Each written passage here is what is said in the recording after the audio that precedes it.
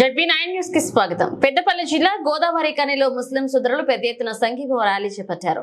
బంగ్లాదేశ్ లో హిందువులపై దాడులను వెంటనే ఆపివేయాలని డిమాండ్ చేస్తూ ముస్లిం మత పెద్దలు సోదరులు ర్యాలీ నిర్వహించారు.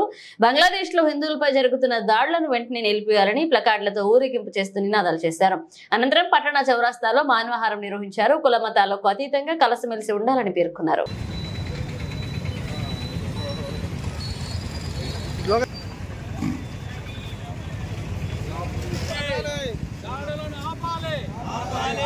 బంగ్లాదేశ్ లో జరుగుతున్న హిందువులపై దాడిని వెంటనే బంగ్లాదేశ్ లో జరుగుతున్న హిందువులపై దాడిని వెంటనే బంగ్లాదేశ్ హిందూ సోదరుల దాడులను బంగ్లాదేశ్ హిందూ సోదరుల దాడులను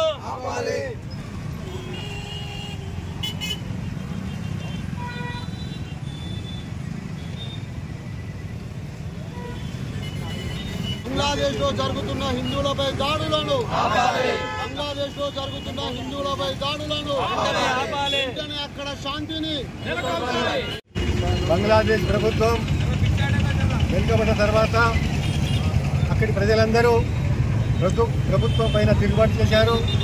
ఆ తిరుగుబాటు లోపల పెద్ద అల్లుడు మొదలైంది. అందులో మైనార్టీ హిందువులైనా బౌద్ధులైనా క్రిస్టియన్ల పైన కూడా దాడులు జరిగాయి. ఆ దాడుల్లో తక్రీబన్ 52 జిల్లాల వరకు మరియు అందులో 278 దాడులు జరిగాయి. ఈ దాడులను గోదావరికని పట్టణ ముస్లిం మైనారిటీస్ అందరూ ఖండిస్తున్నారు. నిరసన తెలుపుటకు ఈ ర్యాలీ చేయడం జరిగింది. కాబట్టి సోదరులారా, ఇంత విషయం ఏంటంటే ప్రజాస్వామ్య దేశం లోపల హిందూ ముస్లిం క్రిస్టియన్ బాధ అన్నట్టుగా మతాలు ఉంటాయి. వారి యొక్క ఆచార ప్రకారం జీవితం గడుపుతారు. కానీ మనం అందరం వేరనుకోకూడదు. మనం అందరం ఒక్కటే, మానవులంతా ఒక్కటే. మనం అందరం భారతదేశం మానవులని అందరూ ఏ విధంగా ఒకటే అనుకుంటారో బంగ్లాదేశ్లో కూడా హిందువులు ఉన్నారు, క్రిస్టియన్లు ఉన్నారు, ముస్లింలు ఉన్నారు. హిందువులు ఎప్పుడైతే మైనార్టీ ఉన్నారో వారిని కూడా ప్రేమగా చూసుకోవాలి, వారిని కూడా దగ్గర తీసుకోవాలి.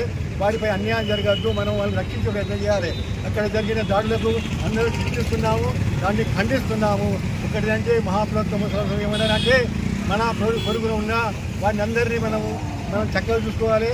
ఇంకోటి ఏమంటే వారి యొక్క దేవాలయాలను, వారి యొక్క గ్రంథాలను మనం అవమానపరిస్తే మనకు కూడా ఆ దేవుడు దానికంటే ఎక్కువ నష్టాన్ని కలిగిస్తాడు. కాబట్టి మనం ఎప్పుడైనా కానీ మైనార్టీని మాత్రం జాగ్రత్తగా చూసుకోవాలి. వారికి పైన ఎప్పుడూ దాడులు జరగకుండా చూసుకోవాలి.